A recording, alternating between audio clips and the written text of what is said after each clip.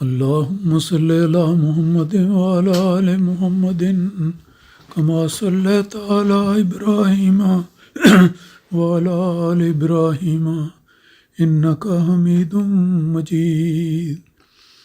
اللهم بارك على محمد وعلى آل محمد كما باركت على إبراهيم وعلى آل إبراهيم انک حمید مجید. درس حدیث میں کھانے پینے کے آداب کا ذکر آ رہا ہے. یہ باب بڑا وسیع ہے، یہ میدان بہت وسیع ہے، اور رسول اکرم صلی اللہ علیہ وسلم کی نصائح میں بعض اوقات بعض باتوں کو دہرایا جاتا ہے، لیکن فائدہ یہ ہے کہ ان حکمت کی باتوں کو بار بار سن کر خدا کرے کہ یہ باتیں ہمارے دلوں میں بیٹھ جائیں اور ہمارے عمل ہمیشہ اس کے مطابق ہوں. اللہ تعالیٰ ہمیں اس کی توفیق عطا فرمائے. آج کے درس حدیث میں پہلی حدیث یہ ہے کہ حضرت جبلہ بن سہیم رضی اللہ عنہ بیان کرتے ہیں کہ حضرت عبداللہ بن زبیر رضی اللہ تعالیٰ عنہ کے عہد خلافت میں ایک سال ہمیں سخت قحط سالی سے دوچار ہونا پڑا اور آپ نے ہمیں کھجوریں دیں. تو حضرت عبداللہ بن عمر رضی اللہ تعالیٰ عنہ ہمارے پاس سے گزرے تو فرمایا، یہ ان کا اپنا قول ہے، لیکن دراصل رسول اکرم صلی اللہ علیہ وسلم کی ہدایات اور تربیت کے نتیجے میں انہوں نے اس طرح ارشاد فرمایا.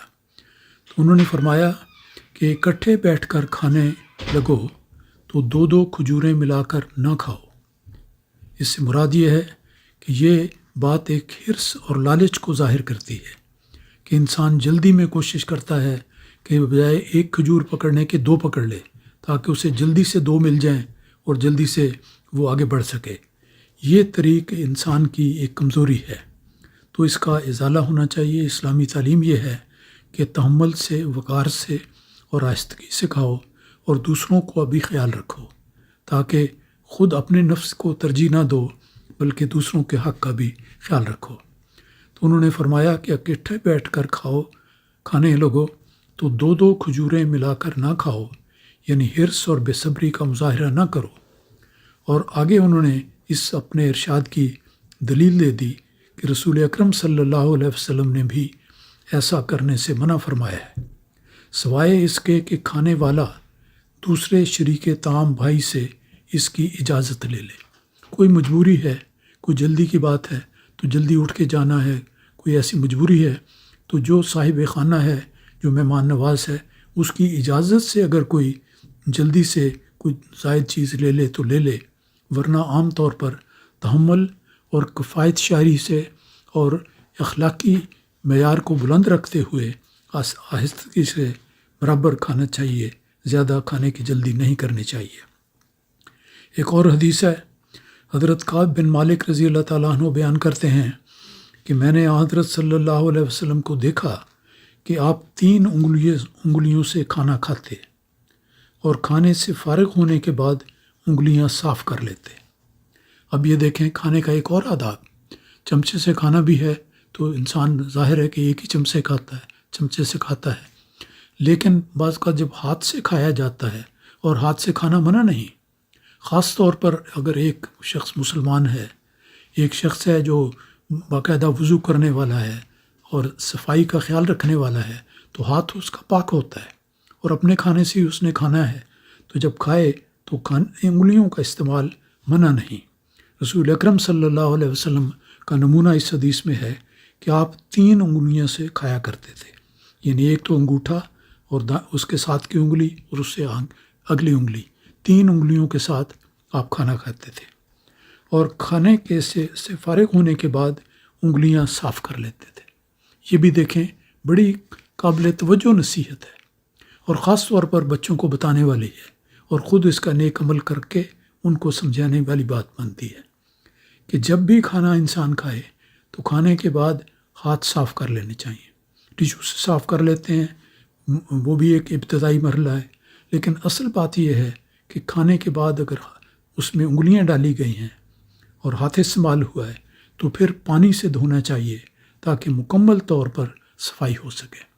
اسلام نے صفائی پر بہت زور دیا ہے۔ النظافت من الایمان، رسول پاک صلی اللہ علیہ وسلم کی ایک دوسری حدیث ہے کہ صفائی ایمان کا حصہ ہے۔ تو اسی لیے ہر موقع پر جب انگلیاں کھانے میں استعمال ہوں، یا اس کے علاوہ دوسری مثال ہے کہ ہر نماز سے پہلے وضو کا حکم ہے، تو وضو بھی صفائی کا حصہ ہے اور صفائی اسی سے ہوتی ہے۔ تو اس لحاظ سے صفائی ایمان کا ایک حصہ ہے، اس کے تقاضوں کو ہمیشہ پورا رکھنا چاہیے، خود بھی اس پر عمل کرنا چاہیے، اور گھر میں بچوں کے ساتھ، اہل خانہ کے ساتھ کھاتے ہوئے اس بات کا خود اہتمام کر کے اپنا اچھا نمونہ دینا چاہیے، تاکہ بچے خود بخود اسی طرح کریں اور ہمیشہ بچپن سے ان کو اس کی پختہ عادت بن جائے۔ پھر اس کے علاوہ ایک اور حدیث بیان کرتا ہوں، یہ حضرت انس رضی اللہ تعالیٰ عنہ کی بیان کردہ ہے۔ وہ بیان کرتے ہیں کہ رسول پاک صلی اللہ علیہ وسلم کھانا تناول فرمانے کے بعد اپنی انگلیوں کو چاٹ لیا کرتے تھے، اور حضور فرماتے تھے کہ اگر کھانا کھاتے وقت کوئی لقمہ گر جائے تو اسے صاف کر کے کھا لینا چاہیے۔ دو باتوں کا ذکر آیا، دونوں کو الگ الگ لیتے ہیں۔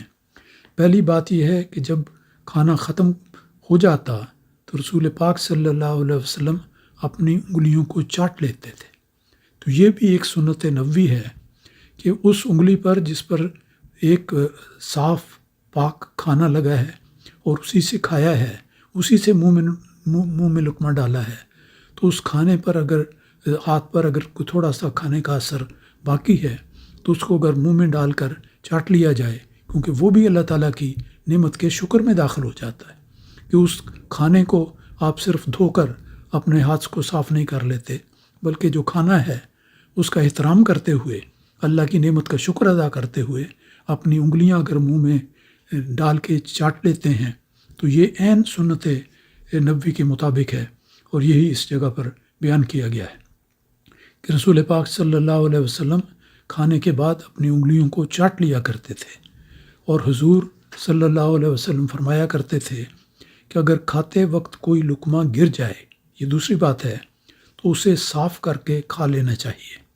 ایک اگر ایسی چیز گر گئی ہے جس کے نیچے گرنے سے وہ کوئی گندی نہیں ہو جاتی، کوئی خراب نہیں ہو جاتی، تو ایسی خشک چیز کو اسی طرح اٹھا کر پھر کھا لینا، پھونک مار لی اور کھا لیا، تو اس لیے یہ ٹھیک ہے۔ تو اس طرح کا خیال کرنا چاہیے، اور اسے شیطان کے لیے نہیں چھوڑنا چاہیے۔ بعض کا تو ہوتا ہے کہ چھوٹی سی بھی بات آئی تو اس چیز کو رد کر دیا، ذرا سے بھی بات ہوئی اس کو پھینک دیا۔ یہ اللہ تعالیٰ کی نعمتوں کو ضائع کرنے والی بات ہے اور ناشکری کی بات ہے۔ تو رسول پاک صلی اللہ علیہ وسلم نے اس طرح بیان فرمایا کہ ایسی چیز کو جس کو ہاتھ سے صاف کیا جا سکتا ہے اور دوبارہ صاف کر کے کھا لینا چاہیے، اسے شیطان کے لیے نہیں چھوڑ دینا چاہیے۔ اور پھر راوی بیان کرتے ہیں کہ رسول پاک صلی اللہ علیہ وسلم ہمیں حکم فرماتے تھے کہ ہم پلیٹ کو اچھی طرح صاف کر لیا کریں۔ یہ دیکھیں ایک اور بات ہے جو بڑی ضروری ہے کہ اول اپنی ضرورت کے مطابق کھانا پلیٹ میں ڈالنا چاہیے۔ حرص کرتے ہوئے یا لالچ کرتے ہوئے یا جلد بازی کرتے ہوئے پلیٹ میں ڈالتے ہوئے بہت زیادہ کھانا ڈالنا جو بعد میں بچ جائے، یہ نامناسب اور غلط بات ہے۔